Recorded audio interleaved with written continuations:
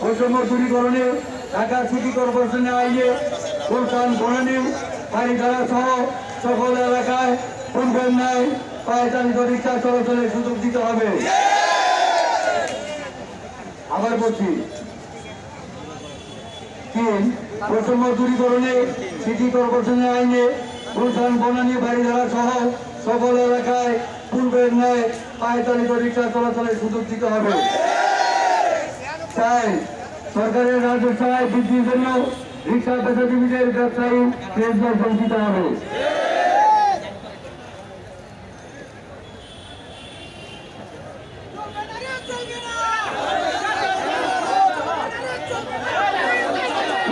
আপনারা প্রয়োজন গেলে আপনাদের দাবি সম্মান জানাবো।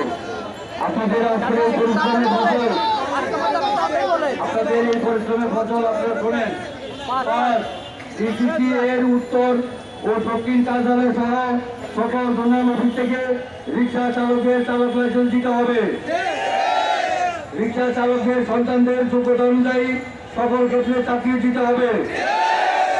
বিগত বছর আমলে আন্দোলনরত রিক্সা চালকদের উপর পুলিশের গাড়ি চাপায় নিহত চালকদের নামে ঢাকা নয়াবাজারে শ্রমজীবী হাসপাতাল ছিল।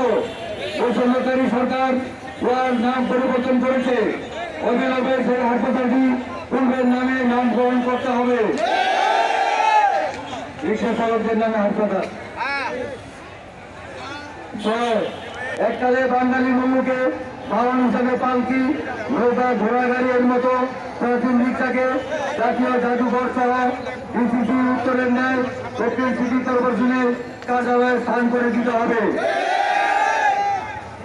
সাম্প্রতিককালে বৈষম্য বিরোধী আন্দোলনে যে সকল বীরেরা শহীদ হয়েছে এবং সারা দেশে বিভিন্ন হাসপাতাল বাসাবাড়িতে আহত অবস্থায় আছেন, তাদের সঠিক তালিকা করে বিগত সরকারের আমলে দুর্নীতিবাজদের অর্থ সম্পত্তি তার রাষ্ট্রীয়করণ করে বাজেয়াপ্ত করে আন্দোলনে নিহতের পরিবার এবং আহতদের উন্নত চিকিৎসা সহ সার্বিকভাবে চরমের পুনর্বাসন করতে হবে।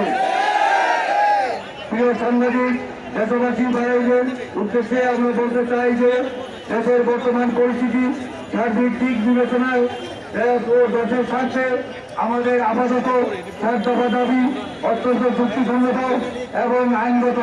কারণ এই আমাদের প্রাণের প্রিয় বাবা 7 নম্বর দাবি তাড়াতাড়ি